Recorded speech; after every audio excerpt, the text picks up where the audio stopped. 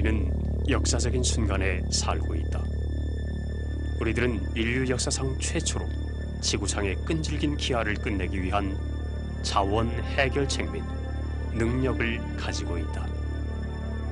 그냥 그 문제에 매달릴 뿐만 아니고 고통을 덜어주려고 할 것만도 아니고 실제로 영구히 기아를 끝내는 것이다. 인류 역사상 기아의 종식은 한낱 꿈에 지나지 않았다. 거의 모든 사람들은 기아와 아사는 피할 수 없는 것, 인구는 너무 많고 식량은 부족하다라고 여겨왔었다.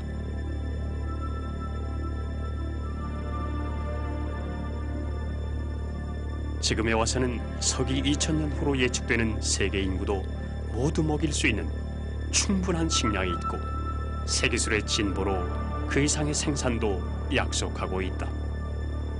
이제는 세계 인구의 식량이 충분치 않다는 생각은 통용되지 않게 되었다. 그럼에도 기아는 파괴적인 규모로 지속되고 있다. 매일 기아로 목숨을 잃는 사람은 3만 5천 명씩이나 된다. 1분마다 24명. 대부분이 어린이들이다. 지난 3년만 해도 아사한 사람의 수는 제1차 및 2차 세계대전에서 죽은 사람들의 수와 거의 맞먹는다. 굶주리는 사람을 구하려는 우리들의 온갖 진지한 노력에도 불구하고 기아의 극복에 있어 효과적이지 못했던 것도 사실이다. 기아에 대한 우리의 관념이 제한적이고 부정확하기 때문이다. 우리가 기아라는 단어를 들을 때는 저녁 뉴스 시간에 보아온 기근의 피해자들을 떠올리기 때문이다. 기근은 단지 빙산의 일각에 불과하다. 기아로 인한 하루의 사망률의 10%일 뿐이다. 나머지 90%의 사망은 기아로 인한 것이다. 만성적이고 집요한 기아의 결과로 인한 것이다. 기근은 대개 사람들의 관심을 끌지만 집요한 기아는 주목되고 있지 않다. 조용한 학살이다. 만성적으로 굶주리는 사람들은 그저 가난하게 보일 뿐이다. 살아남은 것처럼 보이나 실은 몇만 명씩 죽어가고 있다. 매일 만성적으로 집요한 기아로 죽어가는 어린이의 수는 100대의 전보제트기가 각각 240명의 어린이를 태운 채 지상으로 추락해가는 것과 같다. 하지만 이런 제트기의 추락들은 광막한 세계 통신망의 발달에도 불구하고 결코 대대적인 기사로는 취급하지 않는다. 이런 가공할 재해는 사람들의 시야와 관심 밖에서 일어나고 있다. 이렇게 엄청난 인간사의 충격적인 비극 앞에 그야말로 생사 문제를 정확하게 이해하느냐 못하느냐에 달려있다. 특히 중요한 것은 기근과 만성적이고 집요한 기아와의 구별에 대한 명확한 이해이다. 기근은 갑자기 발생한다. 만성적으로 집요한 기아는 매일과 같이 되풀이되고 있는 비극인 것이다. 기근은 특정한 지역에서 부분적으로 발생한다. 그러나 만성적인 기아는 남미, 아시아, 아프리카 등 70개국, 즉 전 대륙에 펼쳐진 상태인 것이다.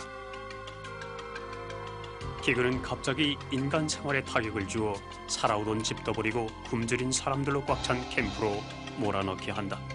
만성적이고 집요한 기아는 몇 억이 되는 사람들에게 언제까지나 계속되는 상태인 것이다. 만성적이고 집요한 기아는 그들이 매일 겪는 생활의 일부가 되어버리는 것이다. 기근이 발생한 지역에서는 급격한 식량 부족 때문에 몸이 쇠약해서 굶어 죽게 된다. 만성적으로 일고 있는 기아는 갑자기 아사하는 것이 아니라서 주목을 끌지 못하는 상황에서 아사는 서서히 진행된다. 굶주리는 사람은 아사뿐 아니라 암과 같이 사람들의 체력과 저항력을 끈질기게 앗아가기 때문에 보통 감기나 설사에도 수많은 떼죽음을 면하지 못하게 된다. 만성적 기아는 치명적인 상태가 아닌 때에도 인간의 수명을 단축시킨다. 45살까지만 살아도 장수한 것으로 생각한다. 이곳의 어린이들은 4살쯤 건강한 모습으로 보이나 실은 8살인 것이다. 만성적이고 집요한 기아 속에서 심신의 성장이 저해되고 있는 것이다. 날이면 날마다 굶주리는 사람은 단백질이나 그들을 지탱할 수 있는 칼로리를 충분히 섭취 못하고 있다. 거기에다 기생충이 음식물의 영양분을 흡수해버리는 예가 많이 보이고 있다.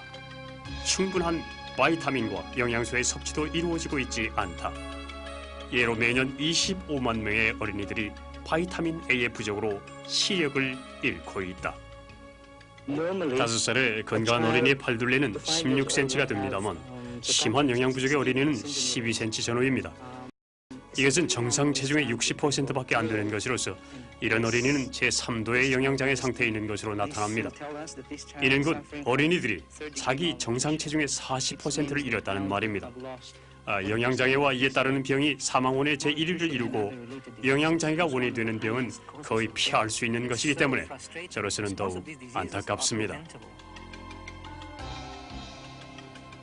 기아가 일고 있는 나라의 어린이들은 거의가 유아기에 죽는다. 어버이들은 태어난 애들 중 몇 명이라도 건지기를 위해서 많은 애를 낳게 된다.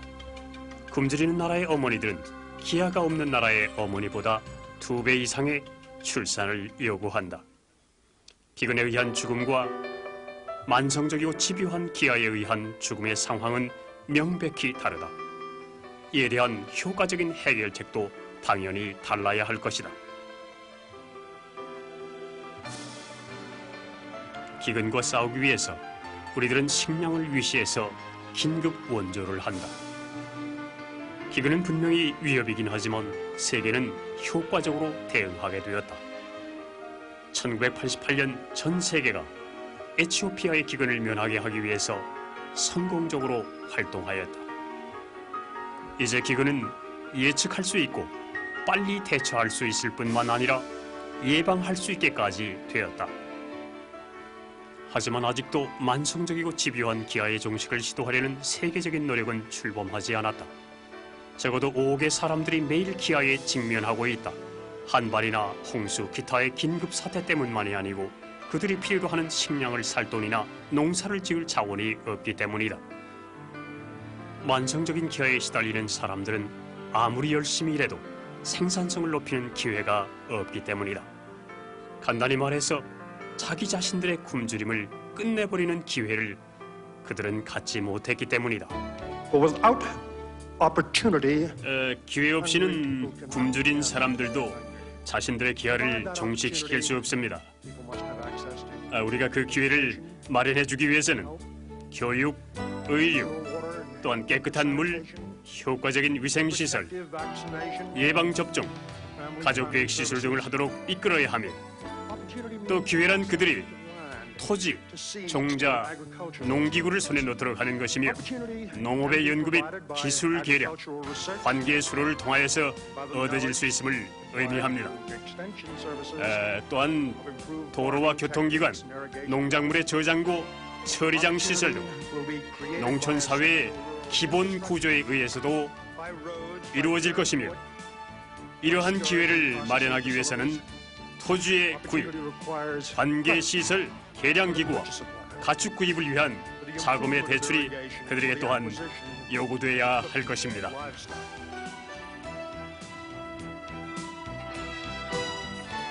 이렇게 충만하고 자유롭고 개방된 기회만 주어진다면 굶주린 사람들은 그들 자신과 가족들 부양하는 데 필요한 자원을 개척할 수 있다. 그렇게 함으로써 자신들의 굶주림을 종식시키게 된다.